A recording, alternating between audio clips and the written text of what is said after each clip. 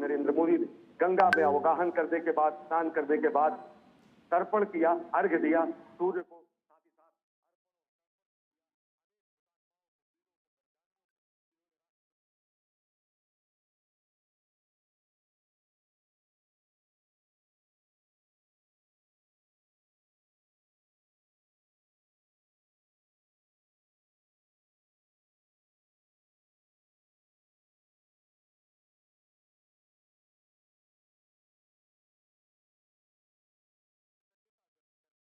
और उसी को सांकेतिक रूप में सूर्य को अर्घ्य देने के बाद अन्य जो अर्घ्य दिए गए, अन्य जो तर्पण किए गए, ये माना जा सकता है कि राष्ट्र के बलिदानियों के लिए, हुतात्माओं के लिए और राष्ट्र के सपूतों के लिए जिन्होंने अपना सर्वस्व न्यौछावर किया, ये दृश्य पूरी दुनिया को सम्मोहित कर देने के लिए पर्याप्त है, सम्मोहित कर देने के लिए पर्याप्त है, मोहित कर देने के लिए पर्याप्त है।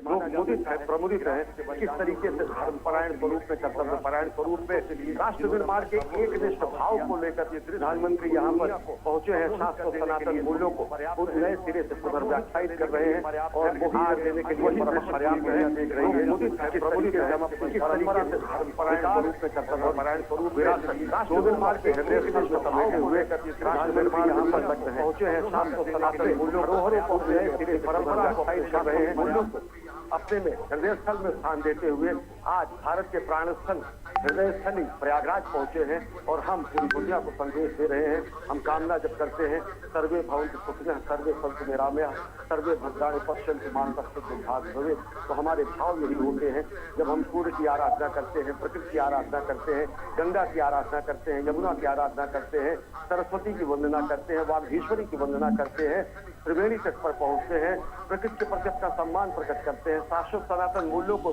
सदैव धारण किए हुए उसके संवाहक के स्वरूप में बने रहने का प्रण धारण करते हैं। जब प्रधानमंत्री को इस रूप में दुनिया देखती है तो प्रेरणा लेती है किस तरीके से विकास भी और विरासत, सनातन भी और शाश्वत भी, धर्मनिरपेक्ष भी और शाश्वत सनातन मूल्यों के जो वास्तविक स्वरूप हैं, जो वास्तव में धर्मनिरपेक्ष स्वरूप पूरी दुनिया के सामने भ्रातृत्व और बंधुत्व की मिसाल पेश करते हैं, जो सबको संवेद समवाय सार्वभौम रूप में एकाकार करते हैं, उसी रूप को आज पूरी दुनिया देख रही है। तो प्रधानमंत्री नरेंद्र मोदी गंगा में अवगाहन करते हैं, अर्पण करते हैं, तर्पण करते हैं, अर्घ्य देते हैं।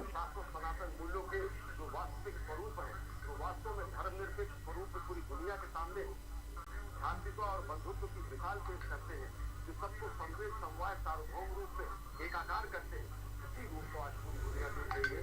प्रधानमंत्री नरेंद्र मोदी गंगा में अवगाहन करते हैं, अर्पण करते हैं, तर्पण करते हैं, अर्घ्य देते हैं।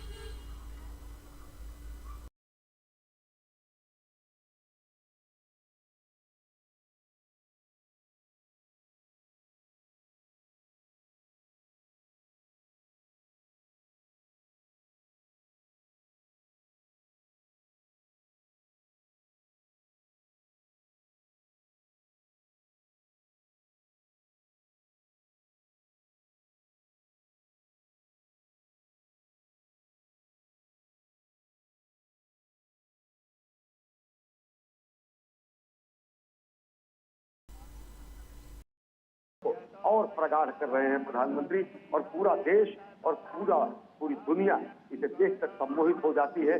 किस तरीके से हम अपने शाश्वत मूल्यों को एक हाथ में समाहित किए हुए और कर्म को दूसरे हाथ में लिए हुए, एक हाथ में कर्म और दूसरे हाथ में धर्म, और वह धर्म जो शाश्वत और सनातन है, विश्व बंधुत्व का, मानवता का धर्म का प्रतीक है, उसको दोनों हाथों में लिए हुए हम पुरुषार्थ करते हैं। और इस प्रयागराज की धरती को चारों पुरुषार्थों की धरती कहा जाता है। इस प्रयागराज की धरती को सभी पुरुषार्थों की सिद्धि की धरती कहा जाता है। उसी पुरुषार्थ की धरती पर, परमार्थ की धरती पर पुरुषार्थ का प्रदर्शन करने के लिए प्रधानमंत्री नरेंद्र मोदी पहुंचे हैं। और वह पुरुषार्थ जो 2047 में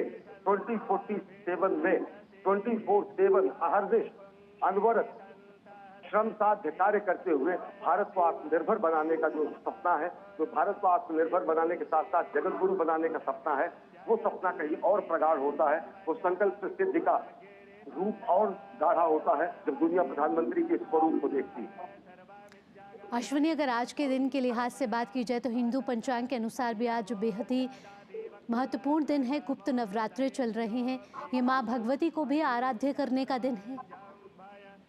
निश्चित तौर से माँ भगवती दुनिया जानती है। हमने अभी हाल ही में जब चंद्रमा पर जब अपने चंद्रयान को उतारा तो प्रधानमंत्री नरेंद्र मोदी ने उस स्थान को शिव शक्ति बिंदु कहा। शिव शक्ति बिंदु बताता है कि किस तरीके से हम शिव और शक्ति दोनों की आराधना करते हैं, कैसे हम देवी के सभी रूपों की आराधना करते हैं, किस तरीके से हम नारी के देवी स्वरूप की आराधना करते हैं, किस तरीके से हम अर्धनारीश्वर की हम पूजा करते हैं, किस तरीके से हम प्रथमम शैलपुत्री च द्वितीयम ब्रह्मचारिणी से लेकर नवम से द्वितीयात्री तक की पूजा करते हैं, किस तरीके से हम दुनिया की कामना के लिए अर्धनारीश्वर स्वरूप में किसी का कोई भेद न रखते हुए शिव शक्ति दोनों की आराधना करते हुए संपूर्ण सृष्टि के इस सनातन शाश्वत प्रवाह को स्थापित करते हैं।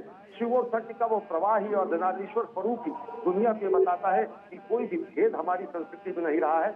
हमारी संस्कृति में किसी भी तरीके का कोई विभेद नर और नारी में जब समाप्त हो जाता है तो वही शाश्वत सनातन संस्कृति का अपरोक्षानुभूति जिसको कहा जाता है, आत्मैक्य जो कहा जाता है, जो ब्रह्मात्मैक्य कहा जाता है। और जब आदमी चिंता उठता है अहम ब्रह्मास्मि, क्योंकि हमारे ही ऋचाएं कहती है तत्त्वमसि, और तत्त्वमसि में कोई भेद नहीं होता है। और आज व्यक्ति को जो आत्म साक्षात्कार होता है तो वो आत्म साक्षात्कार उसे ब्रह्म से आत्मैक्य प्रदान करता है। और वही ब्रह्मात्मैक्य का भाव, वही ब्रह्मात्मैक्य का अनुसंधान महाकुंभ का ये पर्व है। जब दुनिया यहाँ पर आती है, आत्मानुसंधान करती है, सत्यानुसंधान करती है, सनातन का अनुसंधान करती है, सनातन पर मोहित होती है, मुदित होती है, प्रमुदित होती है, तो जीवंत आश्चर्य को देखती है। और वही जीवंत आश्चर्य पूरी दुनिया देख रही है कि किस तरीके से भारत भारतीयता को समेटे हुए एक विकास पुरुष के रूप में, एक साधक के रूप में, माँ भारती के आराधक के रूप में प्रधानमंत्री त्रिवेणी तट पर गंगा त्रिवेणी में अवगाहन कर रहे हैं। जी अश्विनी, और ये बेहद ही ऐतिहासिक क्षण है जब माँ गंगा, माँ यमुना, माँ सरस्वती का आशीर्वाद प्राप्त हो रहा है। और कहते हैं कि जब भी यहाँ आस्था की डुबकी लगती है तो पुण्य अर्जित होता है। आज जब प्रधानमंत्री नरेंद्र मोदी यहाँ पहुँचे हैं, हमने देखा है कि साधु संत, कल्पवासी, श्रद्धालु सभी ने यहाँ पर आस्था की डुबकी लगाई है और ये सिलसिला लगातार जारी है। निश्चित तौर से ये सिलसिला लगातार जारी है। और ये सिलसिला जिस तरीके से आप देखें कि प्रयागराज की इस पूरे धरती पर तो तीर्थराज कहा जाता है। पूरी दुनिया के अब तक 40 करोड़ के आसपास, 39 करोड़ के आसपास व्यक्ति आ चुके हैं। वो आकर यहाँ पर इस जीवन को आश्चर्य को देखते हैं कि किस तरीके से एक बेहद अनुशासित रूप में भारत का उभरता स्वरूप देखते हैं। नव भारत, हमारा आध्यात्मिक भारत और आधुनिक भारत, उसका अगर कहीं संगम होता है तो यही होता है। हमारे धर्म, कर्म, पुरुषार्थ का अगर कहीं संगम होता है तो त्रिवेणी में ही होता है। हमारी आध्यात्मिकता, आधुनिकता और वैज्ञानिकता का अगर संगम होता है तो त्रिवेणी में ही होता है। हम किस तरीके से नवाचार, नवोन्मेष और नवागत विचारों का संगम करते हैं, यही त्रिवेणी में होता है। जब त्रिवेणी में पहुंचकर दुनिया दिव्य कुंभ, भव्य कुंभ, डिजिटल कुंभ, डिवाइन कुंभ को देखती है तो दुनिया सम्मोहित होती है और दुनिया नए भारत के बढ़ते और गढ़ते स्वरूप को देखती है। दुनिया भारत के बढ़ते गढ़ते स्वरूप को देखते में जो प्रथम पुरुषार्थी के रूप में एक तस्वीर दुनिया के सामने आती है वो प्रधानमंत्री नरेंद्र मोदी की आती है।